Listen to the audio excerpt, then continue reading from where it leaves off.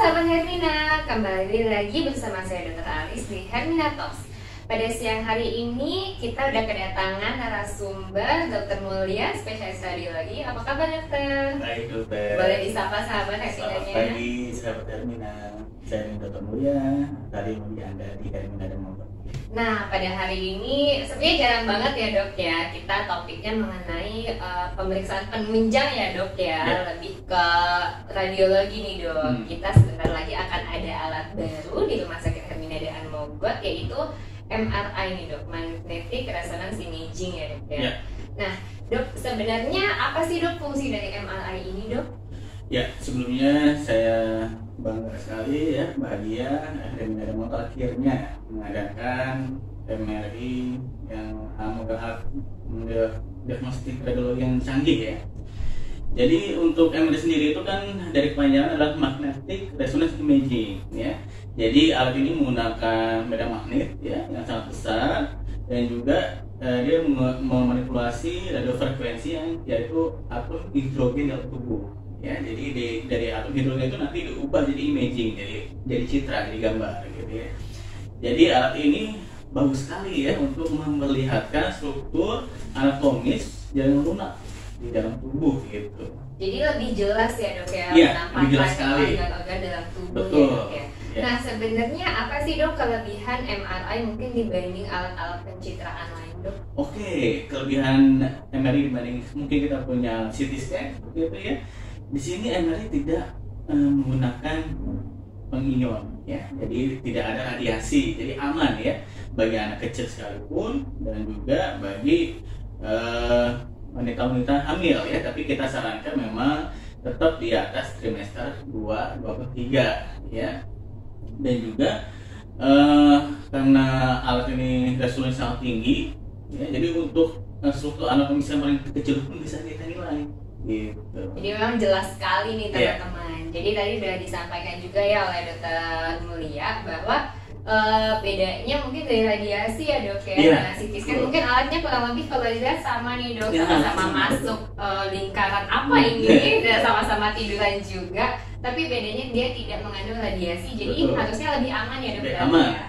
Oke. Nah dok, mungkin juga ada pertanyaan nih dok, tapi tetap ada efek samping nggak sih dok kalau misalkan kita MRI itu? Oke, efek samping MRI biasanya berkaitan dengan kalau misalkan kita memberikan kontras ya. Efek sampingnya standar ya, mual, muntah. Tapi rata-rata untuk alat untuk kontras ini dibandingkan dengan kontras yang lain, MRI itu lebih kecil ya untuk efek samping. Dan juga memang karena ruangan MRI kecil, kita lihat tabungnya kecil ya, bagi sahabat Hermina mungkin yang punya ketakutan ruang sempit ya, claustrophobia itu mungkin gak nyaman. Nah, karena memang memasuki lorong apa gitu ya dok ya. Jadi agak mungkin kalau misalnya yang punya claustrophobia boleh lihat-lihat dulu kan ya dok ya.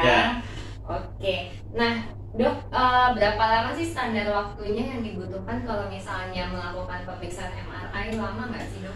Ya, untuk satu sequence itu untuk gambar ya, satu jenis gambar itu membutuhkan waktu sekitar 2-3 menit ya.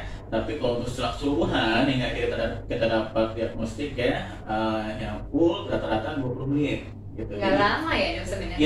Ya, tapi untuk setting emergensi memang tidak dianjurkan ya. Biasanya untuk setting emergensi kita juga tetap menggunakan CT scan. Oke, jadi memang kalau misalnya kasusnya yang emergency lebih baik menggunakan CT scan ya dok ya. Untuk MRI memang untuk kasus-kasus yang non emergency ya dok, berarti ya dok. Kalau misalkan kan tadi memang dokter sudah katakan ini alat diagnostik ya dok ya. Nah sebenarnya seberapa akurat sih dok MRI dalam mendiagnostik suatu penyakit? Untuk akurasi berarti kita membicarakan mengenai penyakit ya. Ada penelitian ya dibandingkan dengan diagnostik lain, salah satu CT scan untuk mendeteksi meningioma saja. Untuk MRI itu akurasi hingga sampai 100% malah. Hampir 100% ya untuk meningioma gitu. Dan untuk yang penyakit lain ya kita bisa meningkat untuk apalagi jaringan lunak ini sangat-sangat baik ya, apalagi cedera-cedera pada muskuloskeletal, cedera pada susunan saraf belakang ya. Jadi cedera-cedera otot iya, ya. Ya bagi mungkin sahabat Hermina yang setelah berolahraga mengeluh, oh, sakit lutut saya atau di bagian bahu saya sakit, itu baik sekali ya untuk MRI mendeteksi adanya kelainan-kelainan pada struktur penyokong dari bahu ataupun lutut ya, seperti itu. Oke, nah dok ada pertanyaan terakhir nih dok. Kalau misalkan seperti CT scan, biasanya yang saya dengar sih suka harus puasa dulu, seperti itu. Nah, MRI begitu juga nggak dok? Atau ada persiapan lain yang harus disiapkan oleh pasien-pasien yang akan melakukan prosedur MRI? Ya, persiapan biasanya kalau persiapan ini berhubungan dengan kontras ya. Kalau misalkan pasien tidak menggunakan kontras sama sekali, tidak ada persiapan khusus ya. Nah, ini kan karena menggunakan medan magnet ya, jadi pasien ini harus diberitahukan alat-alat yang mengandung logam ya, contoh mungkin pasien dengan pacu jantung atau pacemaker ya tidak bisa ya, karena apa? Karena akan merusak dan dia akan tersedot ke dalam medan magnet itu. Jadi kita benar-benar konsen sekali bagi pasien yang menggunakan logam ya di dalam tubuh gitu, itu tidak bisa untuk memisahkan alat MRI ini karena medan magnet ini ya. Dan untuk yang lain sih saya kira karena ruangan kecil tadi ya, klaustrofobia tadi. Jadi pasien-pasien yang memiliki klaustrofobik ya kita lihat dulu nih. Takutnya nanti malah gagal ya dok ya. Takutnya di dalam ketakutan. Ada kasus seperti itu. Jadi udah di dalam ketakutan, gelisah ya, dan tidak bisa dilakukan pemeriksaan. Sayang sekali. Sayang sekali.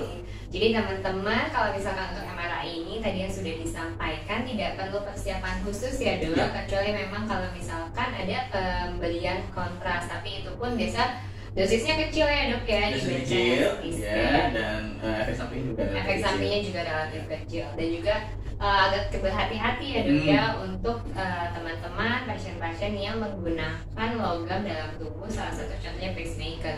Jadi teman-teman dimanapun kalau misalkan mau melakukan pemeriksaan penunjang radiologi diagnostik itu harus jujur ya dok ya, harus benar-benar detail memberikan keterangan apa aja nih mungkin riwayat penyakit dan yang lainnya ya dok ya.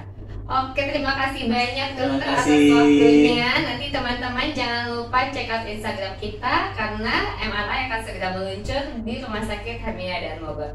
Kita akan kembali ke Hermina Talks berikutnya. Sampai jumpa. Sampai jumpa.